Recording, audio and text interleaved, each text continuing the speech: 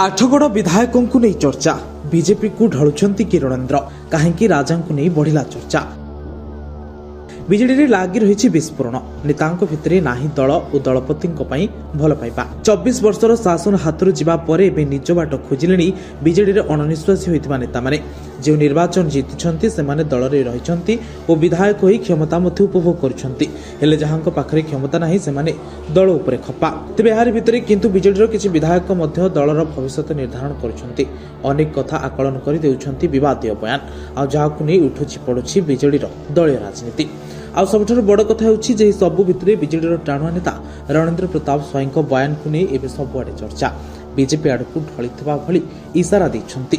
विधानसभा सर्वसम्मुखें वरिष्ठ विजेडी नेता तथा आठगड़ विधायक रणेन्द्र प्रताप स्वाई बड़ द्वंद्वपूर्ण कथाटी कहिसन्ति जहाकु नै विजेडी राजनीति संपूर्ण सरगरम होइछि।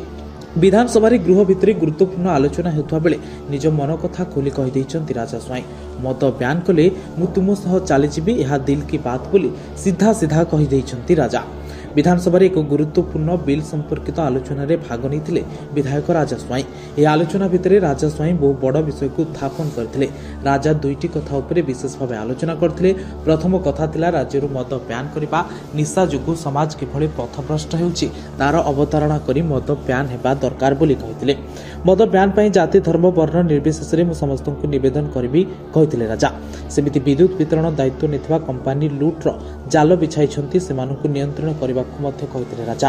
आम समय तुम समय जो मैंने वितरण दायित्व नहीं उपभोक्ता को लुट्र जाल बिछाई से लगाम दियो आई दुईटी कथा तुम्हें करें मु तुम सह चलीजी यह मोर दिल की बात समझलु बोली कही राजा।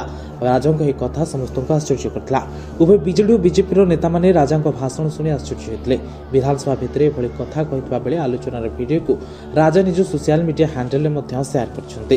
केवल कथा को नहीं चर्चा बढ़नी राजा केभी सिंहदेव को मन की बात कार्यक्रम में जोड़ी होते जहां नहीं जोरदार चर्चा होता। आठगड़ प्रधानमंत्री मन की बात कार्यक्रम में सामिल हुए हट चमट सृष्टि करते राजा। उपमुख्यमंत्री केभी सिंहदेव सह मन की बात कार्यक्रम में राजा सामिल होते।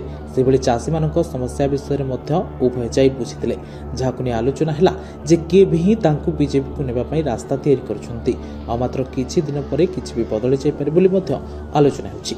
तेबे राजा सतरे बीजेपी दल को जीवे ना बीजेडी रहिबे ताहा देखिबाकू बाकी रहिला।